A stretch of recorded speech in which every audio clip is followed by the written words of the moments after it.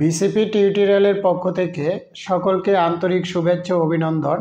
আজকে আমরা ক্লাস 6 এর পঞ্চম অধ্যায়ের সরল সমীকরণ থেকে অঙ্ক শিখব। সরল সমীকরণের 29 নং অঙ্কটি দেখো, কোন সংখ্যার 4 গুণ থেকে ওই সংখ্যার দ্বিগুণ বিয়োগ করলে বিয়োগফল 24 হয়। কোন সংখ্যার, এখানে সংখ্যাটি আমাদেরকে বের করতে বলছে, মানে কোন সংখ্যা, এটা একটা অজানা সংখ্যা। এই অজানা সংখ্যাটি বের করার জন্য আমাদেরকে ধরে নিতে হবে, মনে করি সংখ্যাটি x বা অজানা সংখ্যাটি x ধরি। তোমরা ধরিও লিখতে পারো, মনে করিও লিখতে পারো। মনে করি অজানা সংখ্যাটি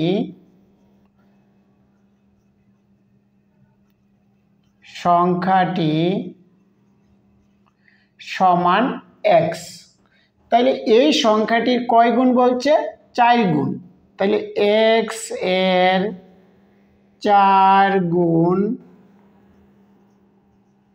সমান 4 গুণ x সমান 4x, অথবা এখানে লিখতে পারো x গুণ 4, সংখ্যাটির 4 গুণ।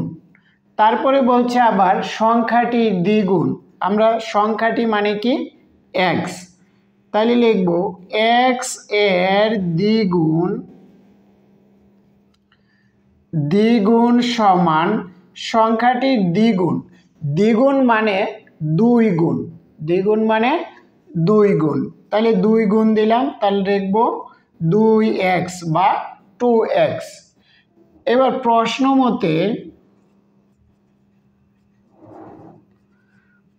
মতে দেখো বলছে 4 গুণ থেকে ওই সংখ্যার দ্বিগুণ বিয়োগ করলে, তাহলে সংখ্যাটির 4 গুণ কত? 4x থেকে সংখ্যাটির দ্বিগুণ বিয়োগ করতে বলছে, তাহলে সংখ্যাটির দ্বিগুণ কত? 2x বিয়োগ 2x। বিয়োগ করলে বিয়োগফল কত হয়? 24। বিয়োগফল লিখতে হলে আমাদেরকে সমান চিহ্ন ব্যবহার করতে হবে, আর বিয়োগফল হয় আমাদের 24। এই দুইটা বিয়োগ করলে বিয়োগফল 24 হবে।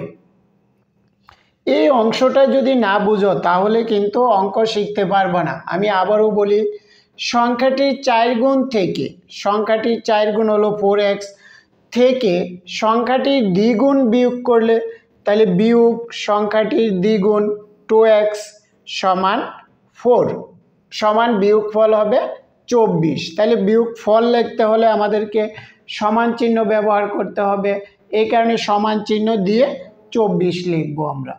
এবার দেখো এই দুইটা কিন্তু সদৃশ পদ, আমরা সদৃশ পদগুলো যোগ বিয়োগ করতে পারি। এখানে আছে +4x আর নিচে আছে -2x, ভিন্ন চিহ্ন। আমরা 4.3 যোগ বিয়োগ নিয়ে আলোচনা করেছিলাম যে ভিন্ন চিহ্ন যদি হয় সংখ্যাগুলি বিয়োগ করতে হবে।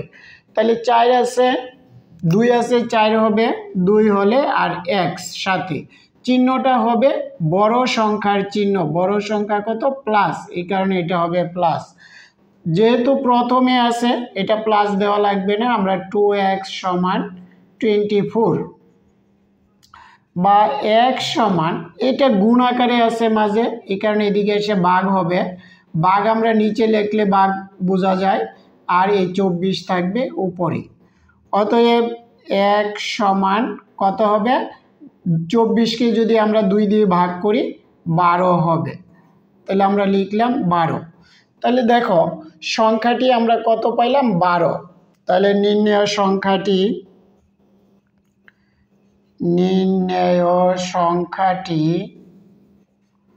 সংখ্যাটি সমান 12।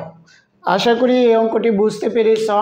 আগের অঙ্কগুলি দেখবা এবং শিখবা, তারপরে এই অঙ্ক করা শুরু করবা, তাহলে তোমাদের জন্য সহজ হবে। 30 নং বলছে দেখো, একটি কলমের দাম যত টাকা, মানে কলমের দাম কত সেটা কিন্তু আমাদেরকে বলে নাই, বলছে যত টাকা তা থেকে 2 টাকা কম হলে কলমের দাম যত টাকা আছে তা থেকে যদি 2 টাকা কম হতো তাহলে কলমের দাম হতো 10 টাকা। কলমটির দাম কত? তাহলে আমরা ধরে নিব, যেহেতু আমাদেরকে বের করতে বলছে কলমটির দাম, আমরা ধরি কলমটির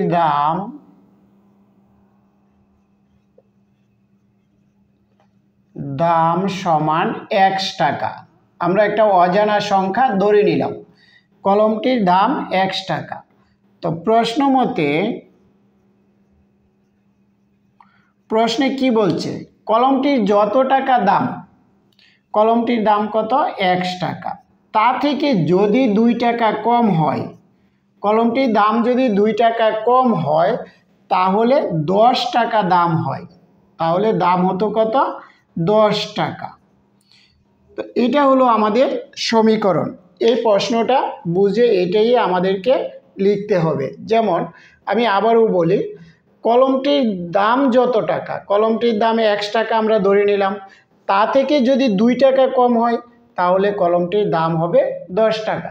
তাহলে এখানে সমান চিহ্ন দিয়ে পরে 10 টাকা লিখতে হবে। তাহলে দেখো, বা x সমান 10, এদিকে যুগের আছে, এদিকে হলো বাম দিক, আমরা ডান দিকে লিখলে এটা বিয়োগের আছে, এদিকে আসলে যুগের হবে। বা x সমান 12, অতএব x সমান 12 টাকা। তাহলে দেখো কলমটির দাম কত টাকা হবে? অতএব কলমটির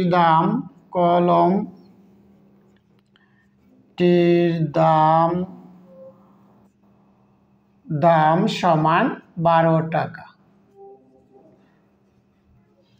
এগুলি খুবই সহজ অঙ্ক, যুক্তি নির্ভর অঙ্ক। তোমরা যদি এগুলি ভালো করে না বুঝে যাও তাহলে কিন্তু উপরের ক্লাসে উঠে কোনো অঙ্ক বুঝতে পারবে না। 31 নং অঙ্কটি দেখো, কণিকার কাছে যতগুলো চকলেট আছে তার 4 গুণ চকলেট আছে মনিকার কাছে। খুবই সহজ শর্ত। কণিকার কাছে যদি একটা চকলেট থাকে তাহলে মনিকার কাছে চকলেট আছে 4টি। তো কণিকার কাছে যদি xটি চকলেট থাকে তাহলে মনিকার কাছে চকলেট থাকবে 4x চকলেট। আবার বলছে 2 জনের চকলেট একত্রে করলে 25টি চকলেট হয়। তাহলে কণিকার কতগুলো চকলেট আছে? তো আমরা ধরে নিই কণিকার চকলেট আছে xটি।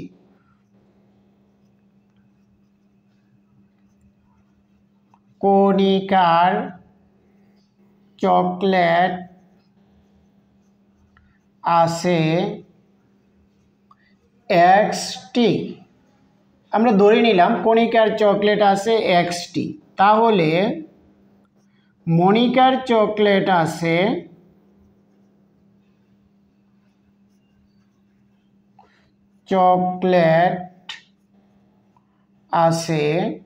তাহলে মনিকার কি চকলেট আছে? কণিকার যা আছে তার 4 গুণ চকলেট আছে। তো কণিকার আছে xটি, তার 4 গুণ চকলেট আছে মনিকার কাছে, সমান 4xটি।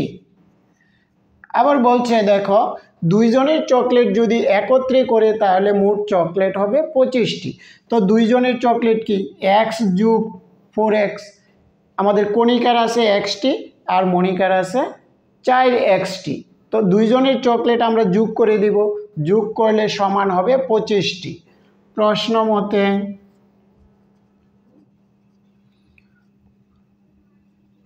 x + 4x সমান 25। আশা করি বুঝতে পেরেছ।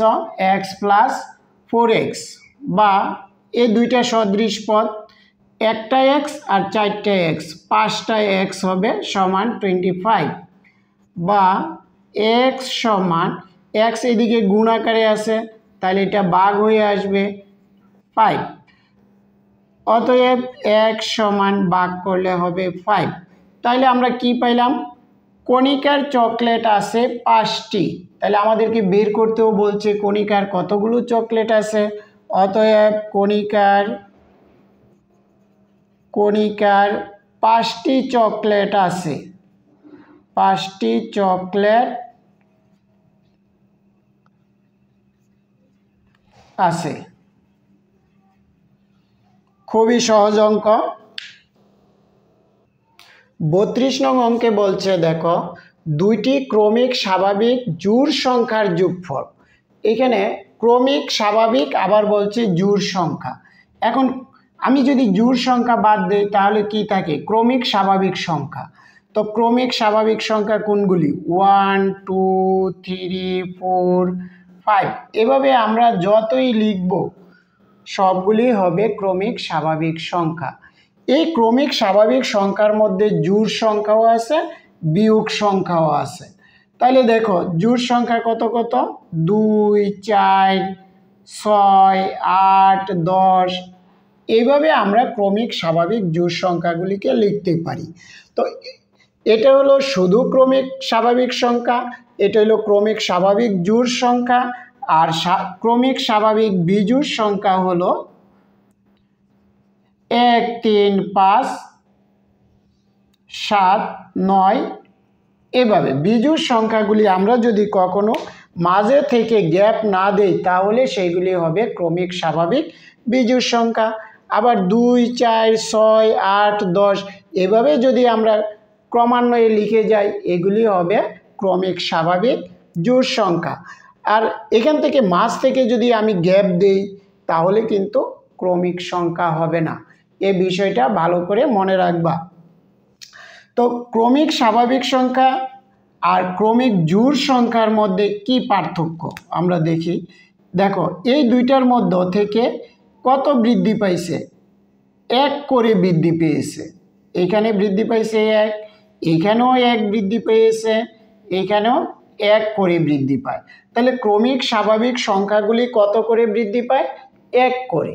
আর ক্রমিক স্বাভাবিক জোড় সংখ্যা, ক্রমিক স্বাভাবিক জোড় সংখ্যা কত করে বৃদ্ধি পায়? 2 থেকে 4, তাহলে 2 বৃদ্ধি পেয়েছে। 4 থেকে 6, এখানে 2 বৃদ্ধি পেয়েছে। 6 থেকে 8, 2 বৃদ্ধি পেয়েছে। এটি হলো ক্রমিক স্বাভাবিক জোড় সংখ্যা। আবার বিজোড় সংখ্যায়ও দেখো 1 থেকে 3, 2 বৃদ্ধি পেয়েছে। 3 থেকে 5, এখানেও 2 বৃদ্ধি পেয়েছে, এখানেও 2 বৃদ্ধি পেয়েছে। প্রতিবার দেখো জোড় এবং বিজোড় সংখ্যার ক্ষেত্রে 2 করে বৃদ্ধি পায়। আর শুধু ক্রমিক স্বাভাবিক সংখ্যা হলে, শুধু স্বাভাবিক ক্রমিক সংখ্যা হলে 1 করে বৃদ্ধি পায়। তো এই বিষয়টা ভালো করে তোমাদের বুঝতে হবে। তাহলে এবার আমাদের ক্রমিক স্বাভাবিক জোড় সংখ্যা বলছে তাদের যোগফল। কয়টি ক্রমিক স্বাভাবিক জোড় সংখ্যার যোগফল? 2টি। তাহলে আমরা লিখব ক্রমিক স্বাভাবিক জোড় সংখ্যা 2টি। ধরি ক্রমিক স্বাভাবিক জোড় সংখ্যা 2টি সমান। একটা যদি x হয় আরেকটা কি হবে?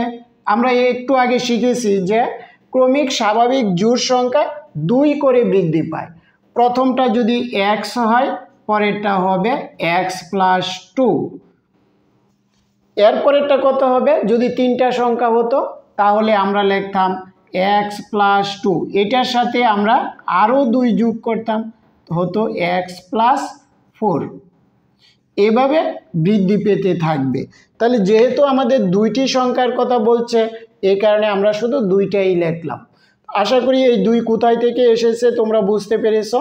কারণ জোড় সংখ্যা 2 করে বৃদ্ধি পায়, এই কারণে আগের সংখ্যাটার সাথে 2 বৃদ্ধি পাবে। এবার বলছে স্বাভাবিক জোড় সংখ্যা 2টির যোগফল 30। যোগফল মানে কি? এই 2টা যোগ করতে হবে, সমান 30 দিতে হবে। তাহলে প্রশ্ন মতে x প্লাস 2 সমান 30, বা x এ যোগ করলে 2x প্লাস 2 সমান 30, বা 2xকে আমরা এদিকে রাখলাম বাম দিকে আর 2কে আমরা ডান দিকে নিয়ে যাব। ডান দিকে 30 আছে, 30 লিখলাম, এটা প্লাস 2 আছে, মাইনাস 2 হবে। বা 2x সমান বিয়োগ করলে হবে 28 বা x সমান 28 উপরে যাবে আর নিচে যাবে 2, কারণ এটা গুণ আছে, এদিকে আসলে ভাগ হবে। অতএব x সমান 28কে 2 দিয়ে ভাগ করলে 14 হয়। তাহলে প্রথম ক্রমিক সংখ্যাটা হলো 14, পরেরটা হবে 16। আমরা লিখি ক্রমিক সংখ্যা দুইটি ক্রমিক স্বাভাবিক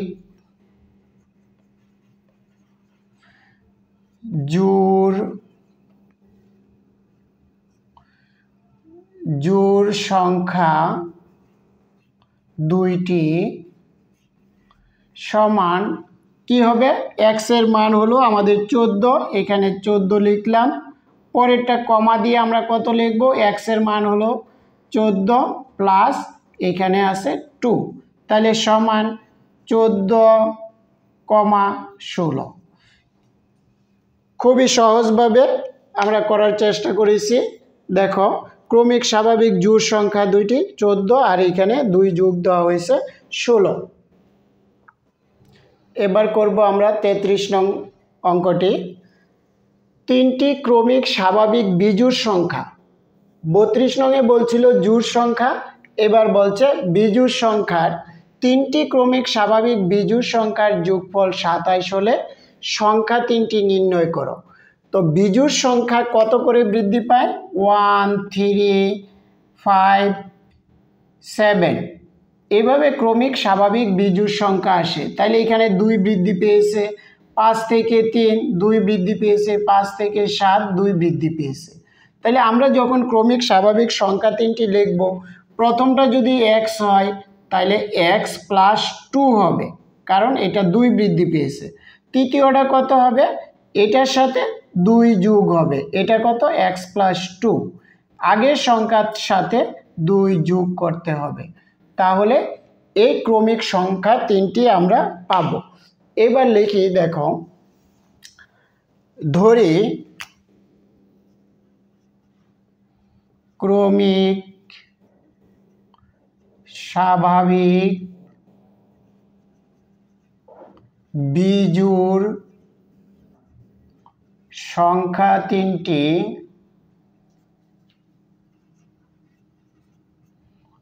সমান, প্রথমটা যদি x হয় তাহলে দ্বিতীয়টা কত হবে, 2 বৃদ্ধি পাবে, যেহেতু বিজোড় সংখ্যা বলছে, তাহলে x প্লাস 2। আবার তৃতীয়টা কি হবে, এটার সাথে এই পূর্ব রাশির সাথে মানে আগেরটার সাথে 2 করে বৃদ্ধি পাবে, তাইলে x,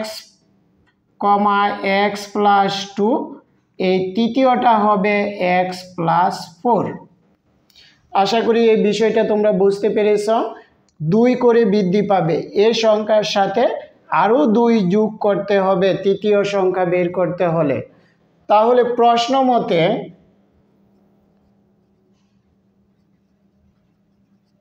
প্রশ্ন মতে বিজোড় সংখ্যা তিনটির যোগফল, তিনটি ক্রমিক স্বাভাবিক বিজোড় সংখ্যার যোগফল, তার মানে এই তিনটা যোগ করলে সমান হবে 27। x plus 2 plus x plus 4, x plus 4, এই যোগফল মানে যোগফল লিখতে হলে সমান দিতে হবে, সমান 27। বা x কয়টা আছে, 3টা x, 3x, আর সংখ্যাগুলি যদি যোগ করি প্লাস 6 সমান 27, বা 3x সমান 27, এটা প্লাসের আছে বাম দিকে, এইদিকে আসলে ডান দিকে গেলে -6 হবে, বা x সমান 3x সমান বিয়োগ করলে 21, বা x সমান 21/3, কারণ এটা এদিকে গুণ আছে, এদিকে আসলে ভাগ হবে, অতএব x সমান 7, 21কে 3 দিয়ে ভাগ করলে 7 হবে। তাহলে ক্রমিক স্বাভাবিক জোড় সংখ্যা তিনটি আমরা লিখি, অতএব ক্রমিক স্বাভাবিক বিজোড় সংখ্যা তিনটি, বিজোড় সংখ্যা তিনটি সমান। তাহলে প্রথম সংখ্যাটা কি এক্স, প্রথমটা হবে 7, দ্বিতীয়টা কি হবে এক্সের মান কত পাইছি আমরা 7, 7-এর সাথে কত যোগ করতে হবে 2 যোগ করতে হবে, আবার এক্সের মান 7, এটার সাথে কত যোগ হবে 4 সমান। এবার আমরা কি করব, এগুলি যোগ করে ফল দিয়ে দিব, রেজাল্ট দিয়ে দিব 7, 9, 7 আর 4 11। এই যে দেখো 7, 9, 11 এর মাঝে কিন্তু কোনো বিজোড় সংখ্যা বাদ নেই। যদি বাদ থাকতো তাহলে কিন্তু ক্রমিক স্বাভাবিক বিজোড় সংখ্যা আমরা বলতে পারবো না। 7, 9, 11 এটি হলো নির্ণেয় সংখ্যা তিনটি, অথবা আমরা এইভাবে লিখলে হবে ক্রমিক স্বাভাবিক বিজোড় সংখ্যা তিনটি 7, 9, 11। ধন্যবাদ সবাইকে।